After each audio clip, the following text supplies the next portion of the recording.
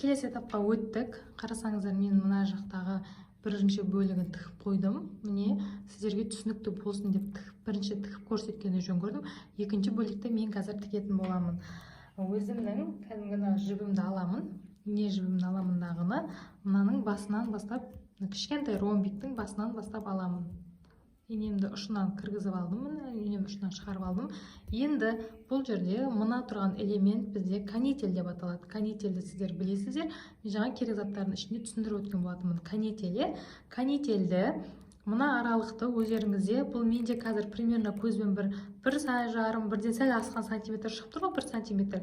Сізде бұл аралық қанша сантиметр болып тұр, оны өзіңіз өлшейсіз дағыны. Міне мынандай канитель мынандай күйінде болып тұрады. Оны мен мына жерде видеода көрсетейін. Міне өте майда бөліктерге қиып алғанмын. Мен жаңа өзіммен мына жеріме өлшемдерімді өлшеп солай қиып алдым. Енді осы жерге канительімді кіргіземін инеме. Канительден кейін бисердің, стеклярус бисерімнің кішкентай размеріне, мен жаңа керекті заттардың ішінде айтып өткенмін, міне мынандай кішкентай размерін кіргіземін. Канитель стеклярусымның кішкентай размері. Және де аламдағыны мына аралыққа келіп тұрмын, ұшы. Осы келіп тұрған аралыққа инемнің ұшын апарып кіргізетін боламын, түп-түзу етіп. Көрдіңіздер ме, мынау кішкентай ғана үлкен болып 3D сияқты форматта көрініп тұр. Міне мына жақтағыларды қарасаңыздар солай болып тұр. Қазір дәл осылай канительмен, мынандай қарасаңыздар, канитель, қызыл бисер, қызыл стеклярус тұр. Канитель, қызыл стеклярус.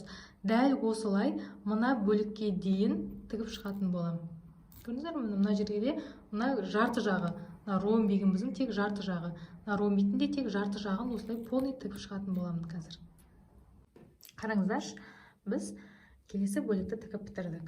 Жаңа мына бөлікті тігіп бітірдік. Енді мына жердегі өздеріңіз көретін болсаңыздар, міне мына жерде біз пайеткалар тіккенбіз. Бірақ мына жерде енді жасыл болған екен, жасылдан қатты білінбей тұр. Бұл жерде ақ фетр қойсаңыздар да болады. Не жаңа жасылға, өзімде жасыл фетр болған екен, жасылмен тіккен едім. Мына жерде пайеткаларды қарасаңыздар, мына пайеткалар түргеп тұр, еще ортасында бисерлер салынған.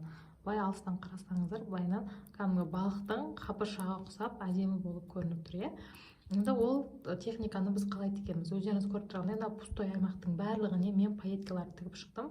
Ең соңында ішкі аймағына ғана мен қызыл пайеткиді тігіп шықтым. Себебі мына бізде қызылмен аралас болғаннан кейін дәл мына жасыл тасымыздың, стразамыздың қасы ерекшеленіп тұрсын деген ниетпен мен соны қызылмен тігіп шықтым. Ол үшін біз не істейміз? Ол үшін біз кәдімгі өзіміздің инеміз бен жібімізді аламыз. Мына басынан кәдімгі өзіңіз қалаған пустой жерден басынан бастап кіргізесіз. Инеңізді кіргізесіз. Және инені кіргізіп біткеннен кейін, міне үлкейтіп көрсетейін, инеден кейін пайетка алдым. Пайетки, бисер, пайетки. Көрдіңіздер ғой. Және де ең соңғы бөлікке келген кезде мен мынаны былайынан түргетіп аламын. Осылайынан түргеп тұрады. Тұрып тұрады. Пайеткемізше осы тұрып тұрған мезетінде менің бақытым осылай былай қарай болғандықтан осылай алып шығамын. Көрдіңіз ба? Пайетке менде уже тұрып тұр. Екіншісі тағы екінші жағынан кіргіземін. Осылай тұрып тұрған кезде алыстан қарағанда барлығы тұрып тұрған пішінде болған кезде міне балықтың қабыршағы секілді болып көрінеді бұлар. Дәл осылай екінші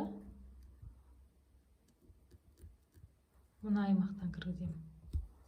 Осы аймақтан кіргіземін дағыны. Пайетки,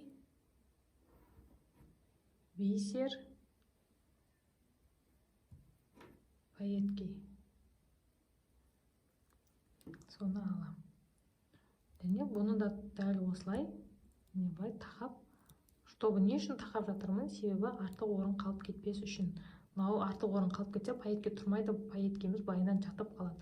Ал уже артық орын қалмаған болса, бұл тұрып тұратын болады. Міне. Жақтан кіргіземін.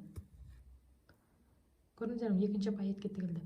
Дәл осылай қазір бірінші мына қатарын тігіп одан кейін екінші қатар, үшінші қатар дәл осылай тегім, бірақ ең соңғы қатарға ғана мен ішінен қызыл тігіп шығатын боламын. Қызылдың бір өзін, ешқандай бисер салмаймын.